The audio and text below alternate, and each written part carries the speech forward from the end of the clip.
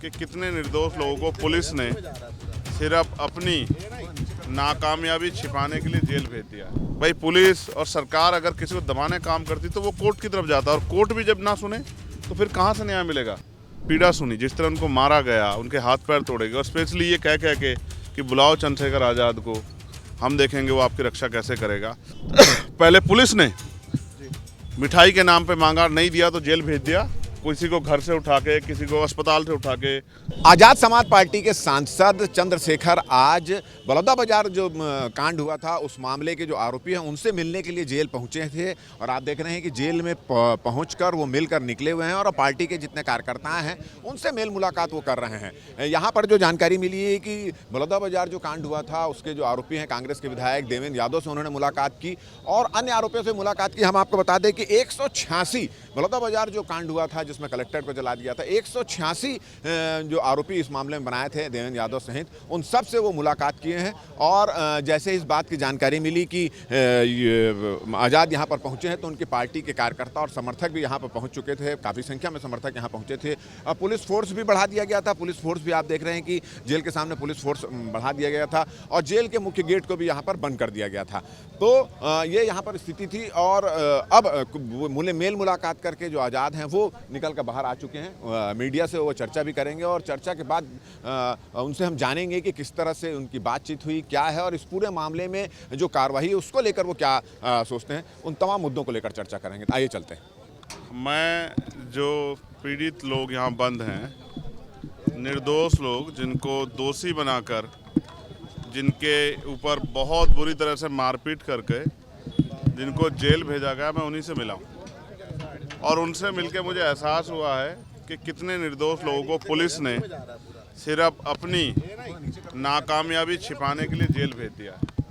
और जिस तरह से, क्योंकि निर्दोष लोग हैं, मन में उनके पीड़ा है, उनका कानून पे भरोसा है, उनको लगता है कि अगर उन्होंने कुछ नहीं किया तो उनके साथ न्याय होगा। तो इसलिए जो लोग बच्चे भूख हड़ताल बैठ के बलौदाबाजार में, उनको जिस तरह जगदलपुर, अंबिकापुर और यहाँ ट्रांसफ़र किया गया है, ये जो सरकार और एडमिनिस्ट्रेशन का सतनामियों के खिलाफ गुस्सा, या कहिए कि उनके खिलाफ जो उनके मन में दुर्भावना आई है, उसका प्रमाण है। जिस तरह से 8 महीने ज़्यादा हो गए हैं और जो लोग, कोर्ट भी सुनना नहीं चाह रहा है। भाई पुलिस और सरकार अगर किसी को दबाने काम करती तो वो कोर्ट की तरफ जाता, और कोर्ट भी जब ना सुने तो फिर कहाँ से न्याय मिलेगा। बहुत सारे ऐसे बच्चे हैं, जांच आयोग बनाता, कहाँ है उसकी रिपोर्ट? उसकी रिपोर्ट के बिना इतने लोगों को उठा के बंद कर दिया। महिलाओं को पीटा गया, महिलाओं को जेल नहीं भेज पा रहे थे तो महिलाओं को पीट के अपमानित करके छोड़ा गया जब दबाव बना। और कितने ऐसे लोग हैं जिनसे पैसे मांगे गए पुलिस द्वारा, नहीं दिए तो उनको जेल भेज दिया गया। ये बहुत सारे सवाल हैं जिनका सरकार जवाब देना है। मैं उम्मीद करता हूँ कि मुख्यमंत्री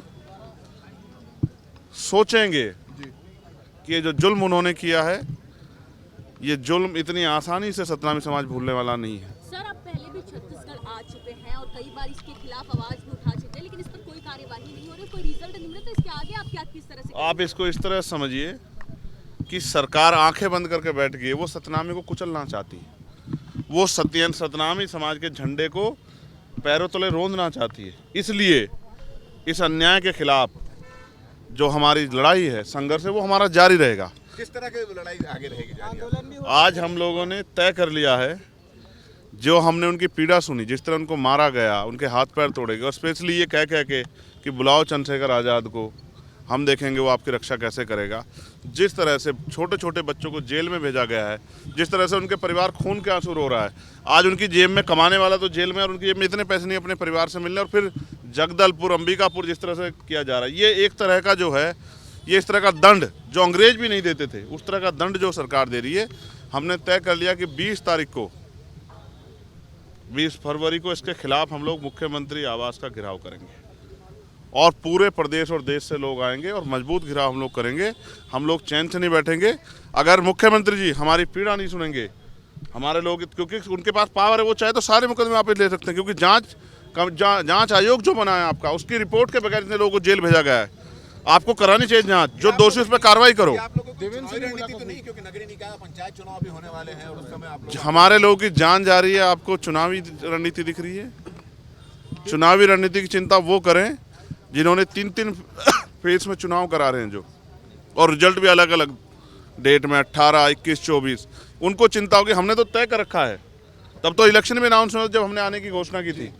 और मैं आपको फिर कह दूं, हमारे लिए सतनामी समाज का सम्मान, उनका गौरव और अपने जो इतने परिवार जो जेल में बंद हैं उनकी रक्षा महत्वपूर्ण है, ना कि चुनाव। चुनाव तो आते जाते रहेंगे। देवेंद्र से भी मुलाकात से नहीं, मेरी उनसे मुलाकात नहीं हुई। किनसे मुलाकात हुई आपको? मेरी जो हमारे साथी हैं ओम प्रकाश जी और नेतराम जी और बहुत सारे छोटे बच्चे हैं, उनकी पीड़ा भी मैंने जानने का प्रयास अपने भाइयों के जरिए किया है।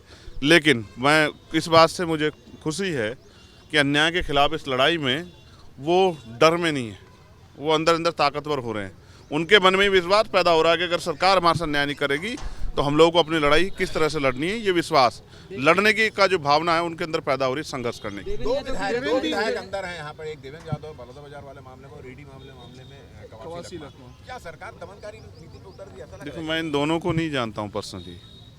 देवेंद्र की भूमिका को कैसे देखते हैं, क्योंकि बलौदाबाजार मामले में ये तो सरकार को बताना चाहिए, जांच आयोग को बताना चाहिए। लेकिन मैं आपको स्पष्ट कर दूं कि अभी तो जांच आयोग की रिपोर्ट भी नहीं आई है, और उसके बिना ही जिस तरह का दमन हुआ है सतनामियों के खिलाफ, ये सरकार को इसका जवाब जो है ना, ये सतनामी समाज ईंट का जवाब पत्थर से देगा। इसी मामले एक मिनट जिज्ञासा, इसी मामले में गिरफ्तारी जो निलंबित किए दिए गए थे एसपी और कलेक्टर, उनकी बहाली भी कर दी गई। वो बहाल हो जाएंगे जिनकी लापरवाही से सब कुछ हुआ, लेकिन जिन निर्दोषों को जेल बंद किया वो कब बहाल होंगे, इसका जवाब मुख्यमंत्री दें।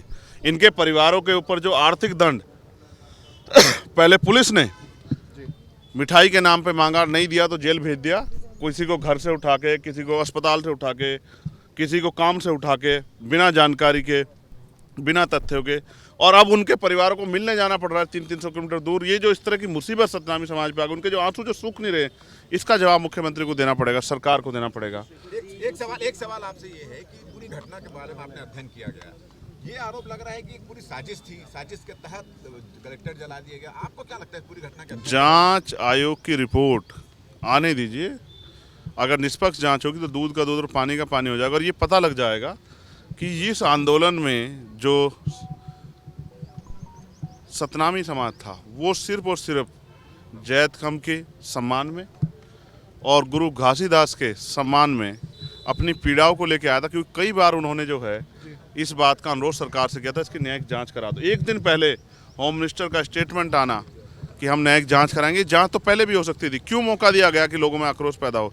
ये सोची समझी साजिश है, और इसमें कई सफ़ेद पोस्ट शामिल हैं। और जांच आयोग, मुझे लगता है अगर निष्पक्ष जांच हुई, सब लोग खुल के आएंगे सामने जिन्होंने ये सब चीज़ किया है। लेकिन इसमें सतनामियों का कोई दोष नहीं है, क्योंकि मैं उनको जानता हूँ और वो अहिंसा का के बड़े समर्थक हैं। गुरु घासीदास मानव एक समान के समर्थक। आपने सुना कि ये जो चंद्रशेखर हैं, जो आज़ाद पार्टी के जो सांसद हैं, उन्होंने कहा है कि इस पूरे मामले में सतनामी समाज काफ़ी आक्रोशित है, क्योंकि सतनामी समाज के खिलाफ एक साजिश रची गई थी, और वो इसको लेकर 20 फरवरी को सतनामी समाज जो है मुख्यमंत्री निवास का घेराव करने की यहाँ पर तैयारी में है।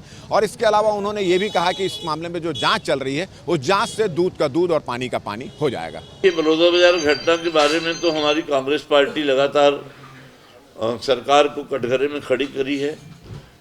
हम लोगों ने पूरे प्रदेश भर जिले में सब धरना प्रदर्शन का कार्यक्रम किया, प्रदेश बंद का भी कार्यक्रम किया है, पद यात्रा भी किया है हमारे प्रदेश अध्यक्ष जी ने उस मुद्दे को लेकर के।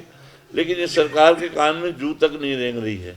सरकार जो है पूरी तरह से संवेदनहीन और निर्लज्ज हो चुकी है कि आज इस मामले को लेकर के आज जो निर्दोष लोग हैं, जो आज भी जेल में बंद है, हम लोगों ने खुद बनाई हुई उस कमेटी में कांग्रेस के द्वारा, मैं स्वयं भी हूँ, हम लोग जा कर के 2-3 जेलों में कैदियों से मिले हैं, और उसमें जो निरपराध लोग हैं, निर्दोष लोग हैं, उनको भी बड़ी संख्या में आज जेल में रखे हुए हैं। और अब उसको लेकर के भीम आर्मी भी सामने आई हुई है, वो लोग भी आंदोलनरत है, और वो लोग इस मुद्दे को लेकर के उठा रहे हैं। तो निश्चित तौर पर अन्याय के खिलाफ में हर कोई आवाज़ उठा सकते हैं, सभी को आवाज़ उठाना चाहिए।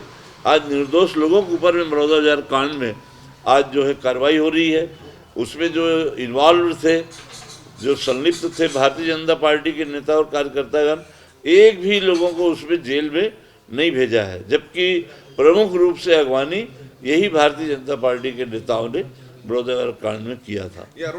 अनारक्षित सीटों में निश्चित रूप से पार्टी ने जब कहा है अन्य पिछड़ा वर्ग के लोगों को पर्याप्त और सम्मानजनक स्थान देंगे, तो पार्टी निश्चित रूप से जो घोषित किया है वो करेंगे। पीएससी घोटाला छत्तीसगढ़ के इतिहास का, छत्तीसगढ़ के नौजवानों के सपनों को तोड़ने वाला घोटाला है। ये हिंदुस्तान की भूपेश बघेल की सरकार एकमात्र सरकार है जिसने नौजवानों के सपनों को तोड़ने का काम किया, नौजवानों के सपनों को बेचने का काम किया, नौजवानों के सपनों का बंदर बांट करने का काम किया। जिस राज्य का मुखिया, जिस राज्य की सरकार में नौजवानों के भविष्य की चिंता ना हो, उस राज्य के भविष्य के बारे में क्या सोचेंगे। पर जिन लोगों ने भी छत्तीसगढ़ के नौजवानों के सपनों को तोड़ने का काम किया है, कोई भी बचेगा नहीं। ये विष्णु का सुशासन है। पीएससी घोटाले में जिन जिन का भी योगदान होगा, जिन जिन की भागीदारी होगी, कोई भी बख्शा नहीं जाएगा। और इसलिए हमने सीबीआई से इंक्वायरी का जो वादा किया था, सीबीआई तेज गति से उस प्रक्रिया में आगे बढ़ रही है। हमारा ये वीडियो, हमारी बातचीत अगर आपको अच्छी लगी तो ज़्यादा से ज़्यादा इसको शेयर करें, सब्सक्राइब करें, अपने सुझाव को देना ना भूलें। और मुझे और मेरे कैमरामैन नलिन नागले को दे इजाज़त। नमस्कार।